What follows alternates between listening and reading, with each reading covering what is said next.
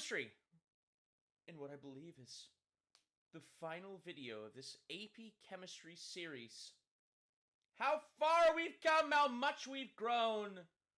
Let's finish it off with an absolute banger. Kinetics and reaction mechanisms. What a humdinger to cap off the year on before you start your grind towards the AP test. Absolutely, positively. As always, you can find the notes that follow along with the slides you can see on your screen just below in the description of this video. Right down there. Go take a gander. Tell your friends about us. Let's get into it, shall we? On your screen before you is a rather dramatic paragraph. Conducted by yours truly, of course. Because what is kinetics? Well, we've heard terms like kinetic energy, and perhaps you've heard of your older cousin getting a degree in kinesiology, all that jazz. It's just the degree of movement. How do you get a degree in that? Well, what kinetics is, in terms of chemistry, is the rate at which reactions are occurring. And we've talked a whole bunch about equilibrium, reactants becoming products, products becoming reactants, and how they find this delicate balance between them. But what is actually jazzing them up and revving them up, and does it not happen instantaneously?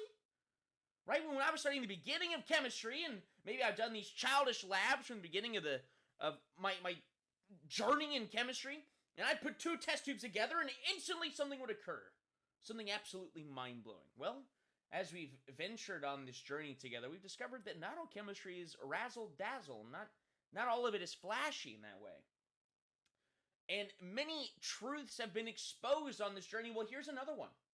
Reactions aren't instantaneous, because what actually has to occur for reactions? Well, if you want to visualize a reaction between two reactants, one and one, do they all just line up on across from one another and then just Red Rover slam their heads into one another to create whatever product they're going for? Or is it whatever solution they are in, just this wide open, expansive universe to them in which they are randomly exploring through the cosmos looking for that partner?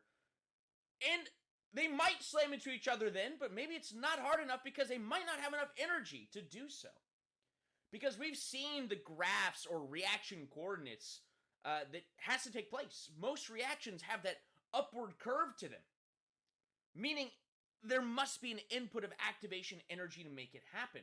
And sometimes when the right molecules find each other in the ether, it simply isn't the right time because they don't have the energy to do so. So kinetics is the study of how fast these reactions are occurring with the consideration of temperatures and, how much is actually present. Because if there's more stuff present, then there's a greater chance of them actually finding one another and actually perpetrating this reaction that is intended in the first place. That's what we're looking at here. It's not instantaneous. Everyone knows where they go. Group A over here, Group B over here, Group C over here. No. They have to wander through life to find their mate. Their match. Man, sometimes it's hard out there. The world's tough. Man, every now and then I get a little truth bomb from these atoms and molecules, and I realize they're just like us. He just like me for real. Let's look at an example. We've got a reaction, hypothetical A plus 2B plus C makes product D. And so you can't just look at a reaction and determine the rates and how important one reactant is to the speed of a reaction. You have to assess it quantitatively through data. Which, isn't that what all these scientists are after, right? We don't want to always have to explain things through definition. We want to have to actually get our hands dirty. And the mark of a great experiment is to be able to change just one or two things at a time and assess the change that is being imparted on the system. So we're starting out with a lovely control, everything at a concentration of 0.10, and we get that the rate of D being formed, and this is molarity per second typically, or molarity per minute sometimes, is 0.01. Meaning that A, 2B, and C are disappearing and D is being formed. So this is a reaction that is proceeding in one direction. And as we go to trial 2, we see, oh my gosh, we've doubled the concentration of C. And what has that done to the formation of D? Isn't that weird? You've doubled the amount of one of the ingredients present, and yet you're not making the product any faster. That's a little weird. And if we proceed down to trial 3, we've gone back to our original concentration of C. This time we've doubled B, and wouldn't you know, we're forming D twice as quickly. And down below, we kept that B concentration the same. We've doubled our A this time, and by golly, the concentration or the formation rate has spiked by a factor of 4. That's weird. It's almost as if some reactants have a greater influence on this reaction taking place than others. That's weird. I thought we were all even parts. It's like someone is in the group project not pulling their weight here, guy. What's going on? Well, let's take a look. So we've already taken a look at the difference between Q's and K's and constants, all this jazz. Well, we're going to do a little bit of math here today, too. And there's a few equations we're going to internalize and memorize corresponding to rate laws in the order of the reaction that we are going to be looking at, which the order is effectively saying how much of an influence that reactant has on a reaction. And so this right here is what is known as the general rate law. This is how most reactions are contrived. The rate at which this reaction is taking place is equal to some constant K, A raised to some power, B raised to some power, C raised to some power, the concentrations of all of our reactants. And we just took a look at a table that showed that C wasn't actually having any influence on the rate of the reaction. How strange! So let's figure out just how important, or the order, this reaction is respective to each reactant. We're going to assess it A, then B, then C. Looking at A first, what we have to be able to do is we have to look at trials in which A is actually changing, which of course the only time that occurs is from 3 to 4. And all you're assessing is mathematically is I doubled the concentration here, what happened to the rate here? That's it. Pretty simple comparison we can make here. And so we doubled A, and yet the formation of D was quadrupled, 0.02 to 0.08. And so all this is we're going to set this equal to the factor that the concentration was changed by. So here that's going to be 2 because it was doubled, raised to some power x. That power x is the order that this reaction is following respondent to the reactant A, aka how much of an influence A has on it. And so if we just solve this very simple algebraic expression, we get that A is raised to the second power, meaning that this reaction is said to be second order, which means pretty dang important. A has a lot of influence on this. So let's move on to B. Well, once again, we have to compare trials in which B is being changed, and that is taking place for, we could look at trial 1 to trial 3, trial 2 to trial 3 if we really cared. Let's do trial 1 to trial 3 because we're starting with our original values and we're only seeing a shift in B here. And we're seeing that as we double B, the rate is also doubled, meaning a 1-to-1 ratio, if you're thinking about it that way. And mathematically, when you solve it out, it follows that as well. It's 2 raised to the power of 1 is going to give you that doubled rate that we see here. Whatever the exponent is, that is the order with respect to that reactant. So we get that this reaction is first order to reactant B. And naturally, we've already assessed it and talked about it a couple times. Nothing changed with C. It's like he's not even there. Sometimes you feel like you're talking to just a brick wall. Am I even making sound right now? I know I'm making sound because my recording software is showing that the microphone is receiving input from my voice. But you know, if a tree falls in the woods and no one is there to hear it, does it make a sound? Sometimes we feel like reactant C here, and that's okay. Those are growing moments for us. Anyways, we solve it out and we see that we double C and nothing happened to the rate. So 2 raised to the power of what would equal 1? Well, anything raised to the power of 0 is always equal to 1. Little math facts dropping at you. Which means this reaction is 0 order, the 0th order with respect to reactant C. So if we put all of this together to try to make a rate law for this reaction that we have posed here, C is not even going to be included. How weird. A reactant that is necessary for the reaction to occur doesn't have an influence on the rate at which that reaction is occurring. Doesn't mean that I don't need any. It just means that if I put more in there, it doesn't make it go faster. Anyways, let's compare this to the original rate law expression that we had back here, which is the rate is equal to K concentration A power, B power, C power. But we don't need C because it's to the 0th power. Not relevant to us. We said A was to the second order and B was to the first order. And so that is what we're seeing here. And what we can also say about this is that the total of the exponents is going to equal the order of the overall reaction.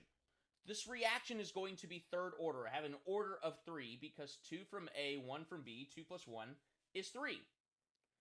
That's what that is saying here, right? And so we can assess this on an individual basis, and we can look at a lot of things holistically at the entire reaction. And so we want to find out what this constant is. Now that we've got this value, now we know what order these reactants are following, or this reaction is following courtesy of these reactants. Let's find out what that K constant is that was in our rate law expression. And so all we got to do is now plug and chug values. C is irrelevant to us, but we know that A is going to be raised to the second power, B is going to be raised to the first power. Let's just take trial 1. Why not? Smallest numbers, easiest numbers to plug and chug, and let's go down there, right? And so we just plug it in. We got our D formation is going to be 0.01. That's the rate of formation. And we just solve for K. And we get that K is equal to 10 molarity to the negative second power per second. What weird units. Concentration on the denominator of a fraction. And the units, we're going to really emphasize these here because there's actually a lot of questions you're going to encounter on the AP test, especially in this topic, regarding units. And K is a big deal for whatever reason. They really love to harp on those units. In fact, it's one of the most asked concepts about kinetics as far as whenever I was taking this course and when I was doing some research before making this video. Units are a big deal. And I don't know if this is the best way of explaining it. It's how I think of it in my head. To know what the units of your K value are going to be, it's always m to the negative power of whatever the total order of your reaction is minus 1. It's always per second. Second to the negative first power is going to be in the denominator. And so because our reaction up here was third power overall, 3 minus 1 is 2. And so that's going to be m to the negative second power per second as well, right? So both of those units are going to be in the denominator of that fraction. And so we put a couple other examples down here. If a reaction is second order overall, meaning you have 2 reactants that are to the first power each, or just 1 reactant that's to the second power, doesn't matter. 2 minus 1 is 1. So it's going to be m to the negative first, seconds to the negative first as well. First order overall, 1 minus 1 is in fact 0 last time I checked, which is going to make your units, your m won't even exist, and your seconds will just be on the denominator of this reaction. So we're going to bring that back up whenever we hit our sample questions at the end for sure, because it is a big topic. But this is how, like I said, how I think of it, and I feel like it's pretty easy formula to remember it. Up to you guys, though. So now, graphs are also a really big deal with this. No doubt you're doing some kind of labs with this, putting your data onto paper and trying to quantify it. Well, we have what are called rate laws, and we have what are called integrated rate laws. We've all seen different ways of posing things, especially if you have any experience in pre-cal or calculus, then we know what derivatives and integrations are. It's basically different perspectives on the same set of data, right? To find the rate of change when a slope is not constant, and we can graph that rate at which the rate of change is changing. One of the most practical applications of calculus. And that's something that we utilize here in chemistry. Even though we're not doing any fancy calculus stuff, we're just going to do a few algebraic tricks to make things a little more palatable, easier to swallow. Graphing a zero-order reaction, though, there's nothing to it, though. Ain't nothing to it but to do it. Because as we discussed in our example here, C didn't matter. So the rate explicitly depends upon whatever that constant is. The rate is simply equal to K. And so, as time goes on, we are going to experience a decrease in the concentration of what we are working with here. And so we just got a negative K slope, downward trending, linear line. All we care about is that K constant. Nothing to it there. And I would strongly recommend, as this can save your butt even if you don't know how to apply it to a free response question, memorizing these rates depending on what the order are and the shapes of the graphs can save you. Can save you. First order. Definitely the most common, I would say. This is the general shape you get when you initially graph it. And there's tricks to figure out what order it's going to be, just like what we just did in the previous example. You can use different trials to determine what order the reaction is to a certain reactant. So first order is the most common that you'll come across because of several things that we'll talk about here in a moment. But anyways, the rate, according to that, is K times the constant A. And we get this exponentially downward trending curve, and that's not nice and pretty. And so the mathematicians of the lovely past figured out that if we use natural logs on this John, that we can make it a whole lot nicer to look at. If we natural log the concentration, and we still take the time, it forms a linear curve like so. The slope is once again negative K, but the y-axis that you'll see is the natural log of the concentration. So when you see natural logs on your axes, very strong indication this is a first order reaction here. And so your y-intercept is going to be the natural log of whatever your original concentration of that reactant is, here depicted as A. Let me remove my camera here for just a second so we can look at the bottom. This reaction down here, one of the most important things of the day. This is what is known as the integrated rate law for first order reactions, where you can solve for the concentration of reactant A at any time as long as you know the original concentration and your K value. And of course, if you were asked to find another value, even K, at this point, and you knew it was first order, you could plug in concentrations of A at a certain time and your original concentration and find the same thing. It's just basic algebra. And so that's something that we'll work on here in a second.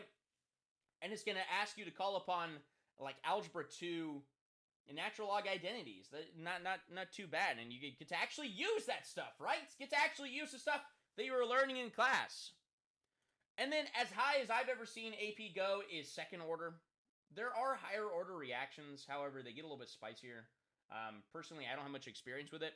Second order is obviously our reactant raised to the second power. And so the rate for that, intuitively, is your K constant times whatever your reactant's concentration is to the second power. And so we see that downward curving trend as well. But no natural logs this time. Instead, to make it nice and pretty, we invert everything. We 1 over the concentration. Notice this is the only graph that is going to be positively sloped. Very easy to note that. But really, the oldest trick that I remember when I was taking this course is look at the y-axis. If they're ever giving you graphs on your quizzes or tests, or the AP test itself, look at the y-axis, and that is telling you what order this reaction is. And so, another super, super important thing down here, although not used nearly as much as the first order reaction, is the integrated rate law for second order reactions is down here. Notice our K is positive. There's no negative in front of it. In our first order, it was a negative KT, and of course the natural logs are involved. In second order, it is going to be a positive. And everything is chock full of inverses. Ta-da! Let's do an example, shall we? And we're going to do an example via the half-life. Yeah, half-life. As the name suggests, and I always try to make a point of mentioning this in like the first level of chemistry. Half-life, very intuitive, and if you've taken Algebra 2, I remember doing it in Algebra 2 as well in high school. It's how long it takes for half of a sample to disappear. Whether it's through reactions, decaying, via nuclear reactions, whatever it is. First-order reactions follow a very consistent half-life pattern. And so that's why they love these first-order reactions, because we can use them in both the kinetics rate law thing that we were just talking about and half-life equations. There's more versatility there. It's just easier to digest, more consistent. So I've never seen zero-order or second-order half-life questions in AP chemistry, so we won't talk about it today. They are out there. It's just more different stuff to do, right? And so half-lives, of course, it's how long it takes to go from your original mass to half your mass, and then half of that, half of that. So it takes a long time for absolutely all of it to disappear. Because if you're expecting this to be a chemical reaction, as less and less stuff is there, it's harder for it to find whatever it needs to react with in order to actually disappear, right? And so, our first order reactions, what's unique about them is that their half-life always stays consistent. Which means if we know that a half-life of something is like 5 years, we know that it would take exactly 5 years for half that sample to disappear. Another 5 years, half of it, another 5 years, right? So you can very, very easily track it. And so with that, the math is actually really, really simple. And just like we used natural logs in our first order equation just here a second ago, we're using it again here in a very memorable and necessary equation. So now that's 3 things I've shown you that are very important to internalize. And the easiest way to memorize it is this bold one down here. The natural log of 2, right, because it's a half-life, you're cutting it in half, over your K constant is going to give you what your half-life is. Whether it's 5 years, 12 seconds, you figure it out based on the situation. And so the natural log of 2 is roughly equivalent to 0.693. If you do 0.693 divided by your K constant, that is going to give you the half-life of your first order reaction. Now let's do it, shall we? So here we have a hypothetical example with a random reactant whose concentration is denoted as M, starting at 2.26, 1.13, 0.565, cutting in half every single time. And wouldn't you know, it's happening at the same interval every time. This tells us it's a first order reaction because it takes the exact same amount of time for 50% of this sample to disappear each time it does it.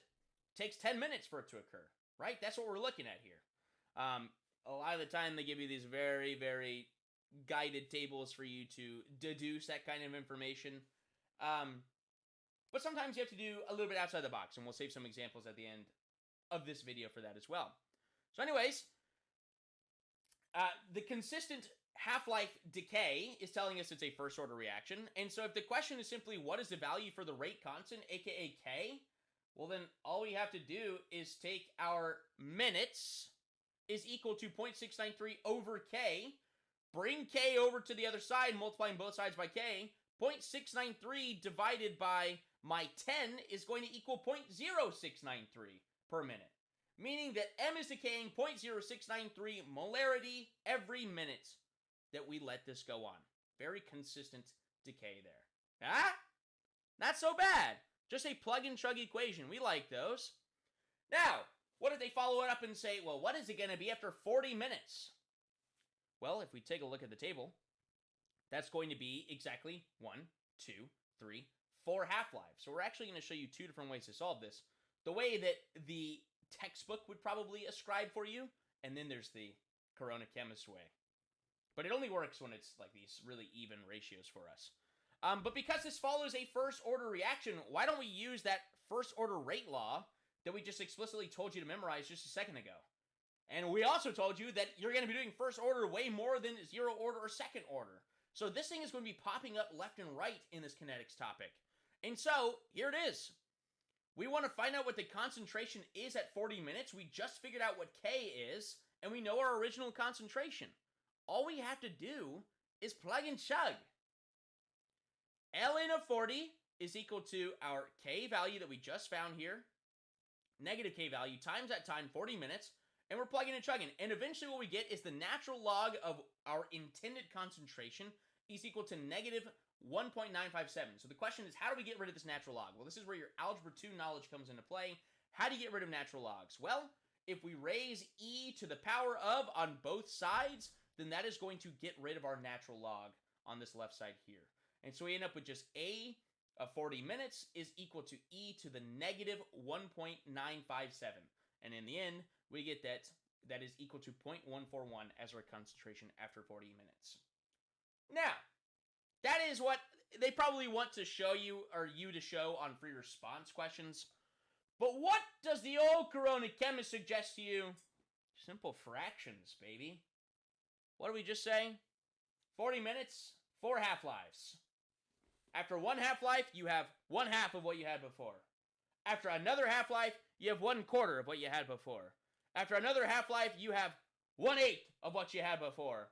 After another half-life, you have 1/16 of what you had before. All I do is take my original concentration, divide that guy by 16, and you would get your same answer. And here is me putting it into a nice, concise algebraic formula. 1 over 2 to the power of x is equal, or times the original concentration, will equal whatever concentration you are after X amount of half-lives. Now, obviously, this only works if you've got nice, deducible whole number amounts of half-lives, but that's what you're usually coming across in terms of this topic in this unit. So, pretty handy. But like I said, in free response questions, they usually want to go with this. But if it's like a multiple choice question or something on the AP test, rock this, right? Super, super easy. Now, reaction mechanisms. Da-da. This is where we unveil another truth here. Because when it came to the original level of chemistry, we wrote one reaction.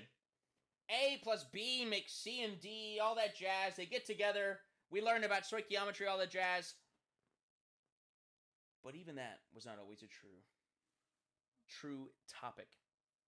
Because actually, sometimes when we write reactions, it's simply the sum of multiple reactions getting together. Hence the name reaction mechanisms. Reactions that we write on our paper are simply the sums of individual steps known as elementary reactions. And in the end, whatever is left behind on the left and on the right, that is what makes the totality of the reaction that we know and love oh so dearly. But sometimes our elementary steps along the way create these things called intermediates. Those are substances that do not appear in the reactions that you've written so far in your journey. Because these are substances that are created in one step and used as fuel in the next step. So they are used to just be, they are created to just be used a moment later. This is where also catalysts come into play. Catalyst is a term that you've had thrown around in your scientific career throughout high school. Biology talks all about it. The beginnings of chemistry mentions it. The misnomer of catalysts is that catalysts just straight up lower how much energy, activation energy is required for a reaction. That's not true.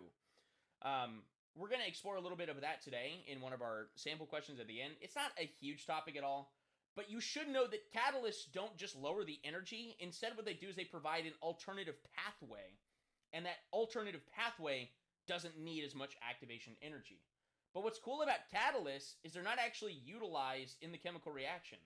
So they're very easy to point out in your reactions because they will both be there at the beginning and the end. They're never created in the reaction. And so we'll point that out here in one of our sample questions. Let's take a look at an example. So we've got this reaction up here that has two steps to it. A plus A makes B, and then B plus A makes C. But this isn't how we've seen reactions so far in chemistry. So if we put both of these steps together, and what I compare this to is kind of like substitution and elimination in algebra. If we just take everything that's on the left and just write it out, and we take everything that's on the right and just write it out, anything that's the same on the left and on the right, we can cancel out. And so we have that there's a total of 3 A's on the reactant side, 1 B, and then 1 B and 1 C on the product side. Well, if there's a B on the left and the right, that doesn't make much sense. What's he doing there? Well, it's actually because this B was made in the first step to just be used in the second step. And so actually all we would see written on the page as far as we're concerned is 3A is going to make C. What a shocker! We wrote reactions and it wasn't even the full story. That's juicy. And so the last thing we need to know, and this is something I don't remember ever being quizzed on or tested on, but just to point out that elementary steps always have 1 or 2 reactants. They have to have 1 or 2. And if it only has 1, it's called unimolecular, and if it's got 2, it's called bimolecular. Makes sense. And it's even bimolecular if they're 2 of the same thing, right? So it has to explicitly be 1 molecule for it to be unimolecular. Even if it's 2A, like depicted up here, that is still bimolecular. Now, the most important part here, though, and what's bolded down here, is you're going to get these reaction mechanisms written out for you, multiple steps, and they will be labeled as either fast or slow. The slow step is what determines what your rate law is. It's what the rate of the reaction depends upon, because that's where the real magic is happening and the things aren't combining together almost instantaneously. And so that is what is going to determine what we are working on. However, the puzzle is intermediates and catalysts won't be in that. And so you have to do a little bit of paring down, trimming the fat, if you will, and get rid of those intermediates. So that's where a little bit of work has to go into it. And so let's take a look at a very primitive reaction mechanism here. We see 3 steps: fast, slow, fast. This slow part is the most important one. This is where our eyes should immediately gravitate towards. And the question just wants us to write the assumed rate law for the following series of reactions. And so what is this doing? This is combining what we're talking about now with these multiple steps to the quantitative data that we just learned how to assess in the beginning of this video. And so what we are assessing is, do these steps of these reactions match up with the data that we are actually gathering in the lab? That is how this is beneficial and why this is useful. And so in the end, we're hoping that our rate law will match what the data suggests. That's the goal. Anyways, we've got X plus B makes Y, but where do these things come from? Well, if we look at the first reaction, B was nowhere to be found, which means B is not an intermediate. B is quite necessary to this reaction. However, X was not in my original, or X wasn't in my original reactants. X was created, generated by this original fast step.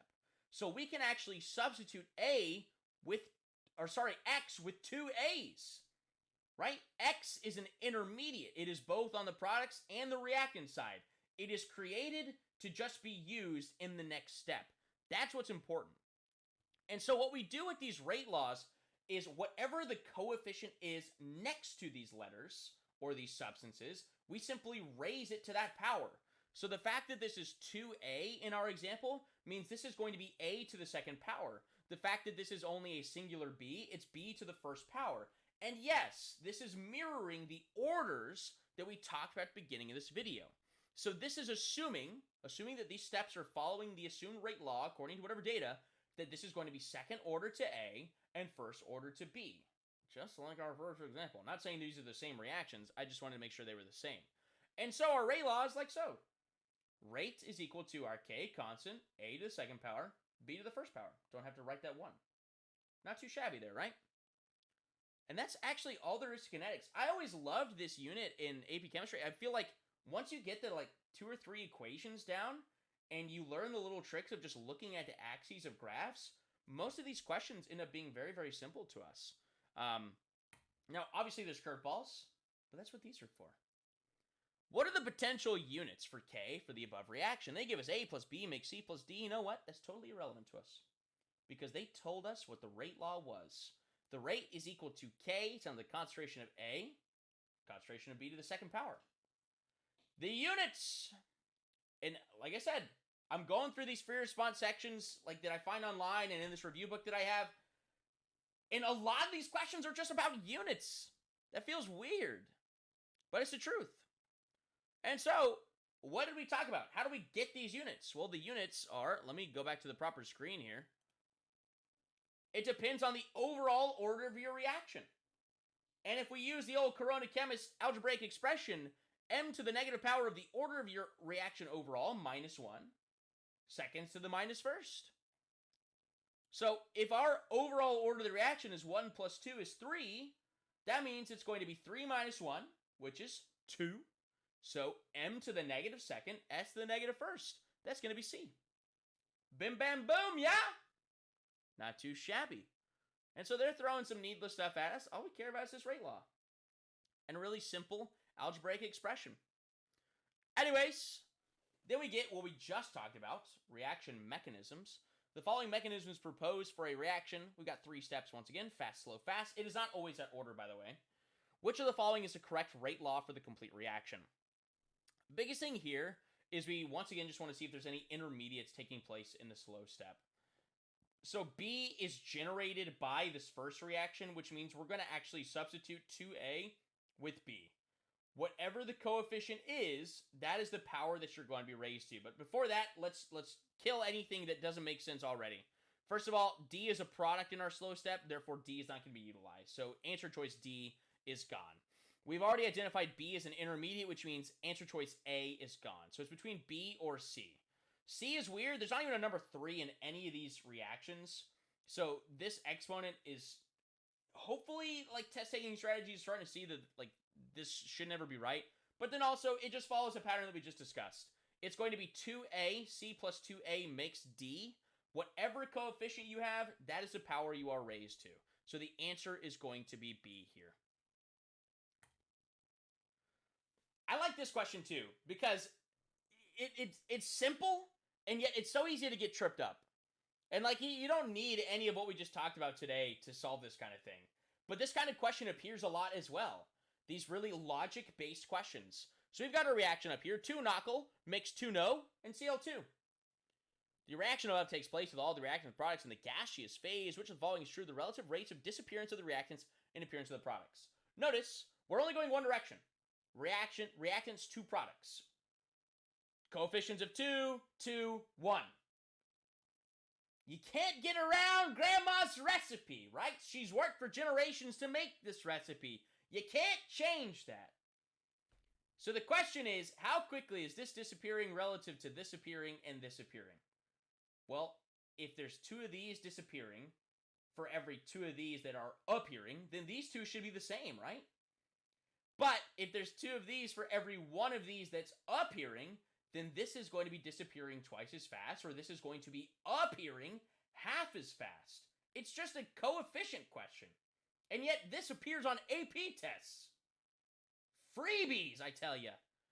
NO appears at twice the rate that NaCl disappears. No, we just said that they've got the same coefficients, therefore the disappearing and appearing rate should be the same.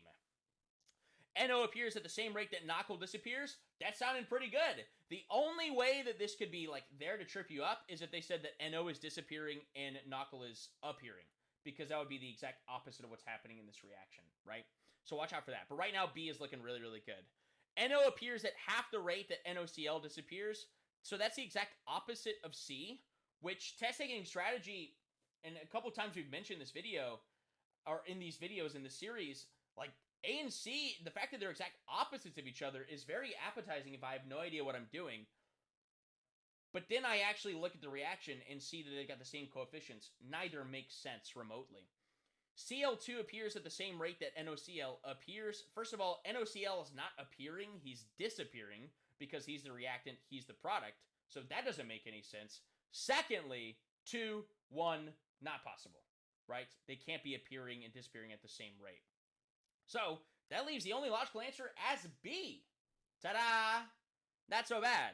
But let's get into what the vast majority of our questions are going to be, which is going to be free response in regards to kinetics. You're either going to get really, really quick rate law questions in the multiple choice section, or usually something like this in the free response section. So we've got a reaction up here. Dinitrogen pentoxide, nitrogen dioxide, oxygen gas, all that jazz. And we're saying, they're telling us right out of the gate, it's a first order reaction. That's some great information right there. Telling us it's a constant temperature, and they took multiple trials or multiple sets of data over a periodic amount of time. And so we're seeing that we're starting out at a concentration of 0.400 at no time. And right here is very important to us, because this is almost but not quite 50% of what we started with, right? It's a little bit more than 50% of what we started with. And so the half-life is just past this 40-minute mark, right? Just looking at some logical observations here. I haven't even read a question yet. We haven't even read the question yet. But we're going to get there eventually, right? We can probably assume what these questions are going to be. Calculate the rate constant, aka find what K is, using the values for concentration and time given in the table. They told us it's first order. We can also track that it's very linear moving with this time, meaning it's decaying at a constant rate. So first order, use that integrated first order rate law. Very important. One of the 3 things I told you to memorize in this video so far. The natural log of the concentration at the assumed time that you want is equal to negative KT plus the natural log of our original concentration. Natural logs for first order, inverses for second order. So, if we just want to find out what K is, it doesn't matter which values we're really using. But let's just go off of the most basic thing we can do. That is the starting value and the second one. I could go starting and last. It doesn't matter. But we're going to go with the original value and the next value. Just keep it super, super simple. And so if we plug and chug all of that, natural log of 0.289 minus natural log of 0.400 is equal to negative K times 20, because that's how much time had taken place between trial 1 and trial 2, or data point 1 and data point 2, and we get that k is equal to 0.0163. And notice it emphasizes include units with your answer. My goodness! We've shown 4 questions today, and units have been the emphasis of 2 of them. Interesting. But it's first order. And so first order, 1 minus 1, so you're going to have no molarity in your units. This is just going to be per minute. So 0.0163 disappearing per minute due to the unit of time being utilized here, not seconds. Let's go on to part B here. After how many minutes will dinitrogen pentoxide be equal to 0.350 molarity? Nothing has changed. All they want us to do is utilize the K value that we just solved for, and now plug and chug into the first order integrated rate law for the set time that they're asking for, or the set concentration that they're asking for, 0.350. So natural log of 0.350 minus natural log of 0.400 is equal to negative K times T. And we get T is equal to 8.22 minutes. Plug and chug. Once you got those 2 equations in your head, you're locked on these questions. These are cake. So look out really heavily for lots of great information given to you in these problems on what order the reaction is. If not, I do remember sometimes I would see, or you'd be given like graphs to kick things off. Whatever the units on the y-axis are, if it mentions natural log, it's first order. If it shows you inverses, it's second order. And you know which equation to use at that point. Very, very easy at that point. Plug and chug algebra. Part C is, what will the concentration of N2O5 be after 100 minutes? It's all the same thing. They're just asking for slightly different things in my equation, right? But we're using this equation every single time. Except for now, we're just going to plug in 100 for T.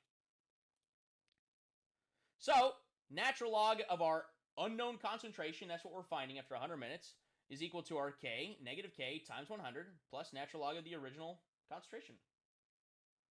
And eventually we have to do e to the negative power, and we get 0.078. But you could also guesstimate pretty heavily, figuring out that that's roughly 2.5 half-lives. But yeah. Calculate the initial rate of the reaction. If I'm looking at this, like in so many scenarios, they're spamming the first order rate law equation that sometimes we forget about like where the original chart was coming from. And I'm guilty of this kind of thing too. Like sometimes you harp on the harder stuff so much that you forget about where this was actually all coming from. And what a first order reaction, of course, is just the rate of a reaction transitioning in relation to this concentration raised to the first power. So the overall rate of the equation is equal to our K constant times the original concentration. That's it. They're not asking us to do anything fancy here. And so when you actually look at how this is solved out, it's quite literally just the K that we solved for in part A times the original concentration. And if you were asked to do this for a second order equation, all you have to do is go back, look at our second order. It's just K times A squared. A zero order is just K. That's the original rate, right? It doesn't change. That's the entire purpose of it. And so, it's actually plugging and chugging 2 values that we found at the very beginning of this problem. And throwing it on the page. Free points, baby. And then lastly, what is the half-life of the reaction? This is going to be the third of the equations we told you to memorize today. First order rate law, second order rate law, half-life. Those are the 3 that you want to bank. Half-life of a first order reaction. Notice that it's first order. They love that. Half-life is equal to 0.693, otherwise known as natural log of 2 over our K value. And because we found K in part A, this is a simple one-step algebra. 0.693 divided by 0.0163, and we get that the half-life is 42.5 minutes. If this is a free response question on your test, and you have no idea what's going on, you've drawn a blank, you know what half-life means. You know that's for 50% of it to disappear. Please, for the love of God, at least guess in the ballpark. You started with 0.400. After 40 minutes, you got just above 0.200, which would be 1 half-life from your original concentration. Meaning, if you're guessing anything under 40 minutes, you didn't give yourself a chance. But you know what's even better? Memorizing. this equation. One of 3 equations from today. Not so bad. They might even have some of the stuff on the AP documents now. I'm not even sure. Lastly, hydrazine, N2H4, can be produced commercially. The following is a proposed mechanism. We've got step 1, step 2, step 3. Oh my gosh, they haven't labeled fast, slow, or fast, anything like that. What are we going to do? What is the equation for the overall reaction? What that is asking us to do is put everything that's on the left together on the left and everything that's on the right together on the right, and let's see what's the same on both sides. So that's written out for you here. And what we find out is that we can get rid of our NH... Well, we've got 2 NH3s right here. We can get rid of our NH2Cl. We can get rid of N2H5+, and then our hydroxide ions. And all that's left is ammonia, OCl-, the hydrazine that we're going for in the first place, water, and our chloride ions.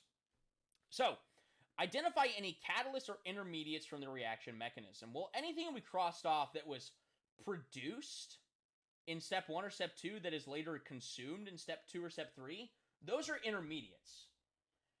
Catalysts, as we mentioned earlier before, they are put into the system not to actually react, but to propose an alternative pathway, which means they're not actually consumed. So what a catalyst would look like is that it's being used in the reactant side and yet not being consumed later. Not like something like this hydroxide ion where step 1 made hydroxide to then consume hydroxide. A catalyst would be something that's thrown in and appears later as well. So it's not created then used, it's used and then effectively created. But it's because it wasn't actually utilized along the way. And so we don't see anything that fits the bill there. Catalysts are not in your reaction. They provide that alternative pathway. So you're not creating them along the way is what I'm saying here. You're injecting them in somewhere at the beginning.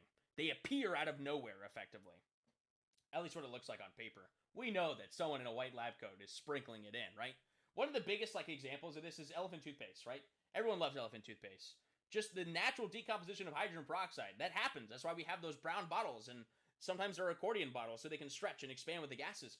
But you throw in potassium permanganate or potassium iodide, and all of a sudden, elephant toothpaste. But those iodide ions aren't actually in the reaction. Hydrogen peroxide is still producing the same products. So what were those iodide ions doing? Well, they provided a pathway that required less energy, and guess what? Those iodide ions are still there at the end. They're not actually consumed. Sorry, got in a little bit of a soapbox there. So there's no catalyst there that fit that bill.